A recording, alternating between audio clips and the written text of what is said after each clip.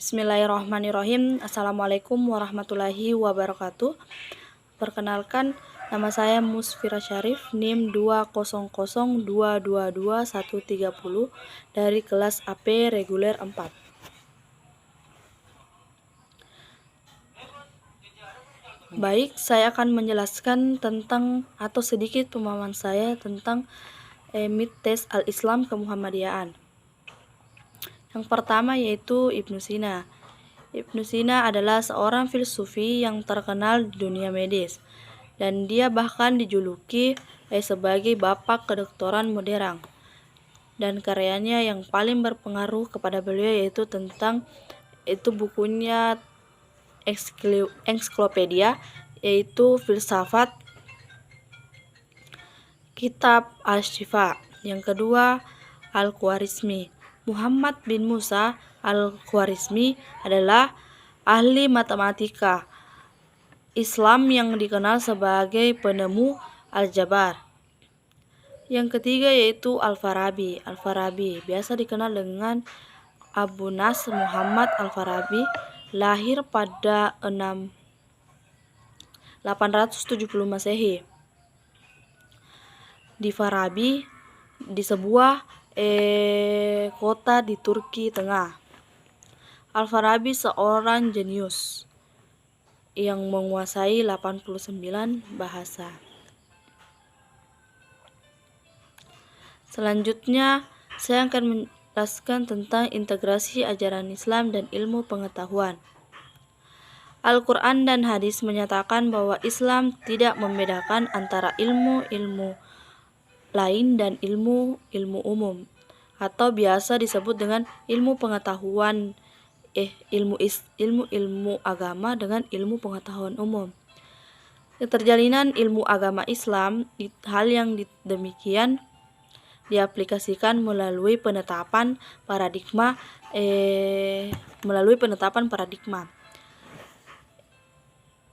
Integrasi ilmu pengetahuan dan agama Islam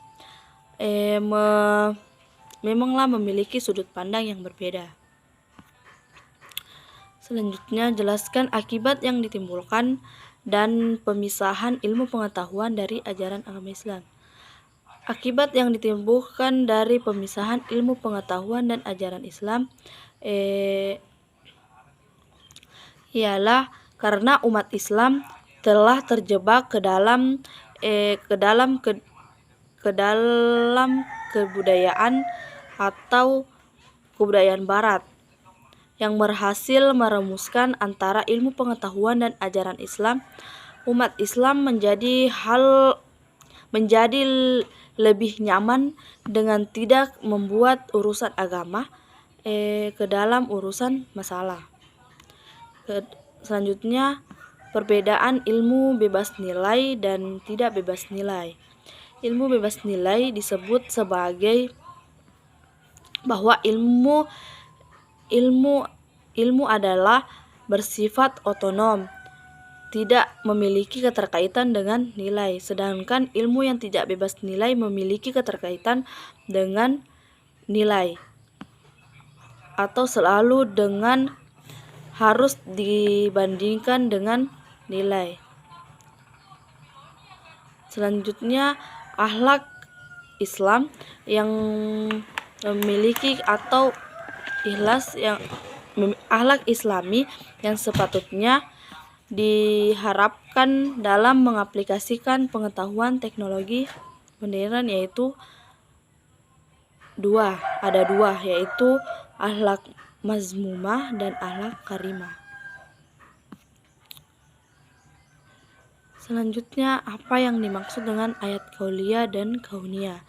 Ayat qauliyah yaitu ayat yang berhubungan dengan Allah Subhanahu wa Ta'ala atau firman Allah Subhanahu wa Ta'ala, tanda-tanda kebesaran Allah Subhanahu wa Ta'ala, contohnya yaitu Al-Quran sebagai petunjuk.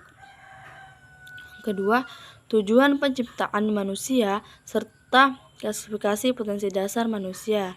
Manusia diciptakan untuk beribadah kepada Allah Subhanahu wa Ta'ala, dan pada umumnya dan pada dasarnya manusia memang diciptakan untuk beribadah kepada Allah Subhanahu wa Ta'ala.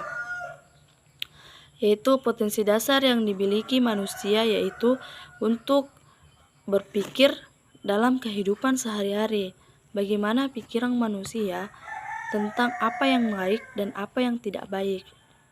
Baik, itu saja pemahaman saya tentang mites al-Islam kemuhammadiyaan. Lebih dan kurangnya mohon dimaafkan. Billahi fi sabilil haq fastabiqul khairat. Wassalamualaikum warahmatullahi wabarakatuh.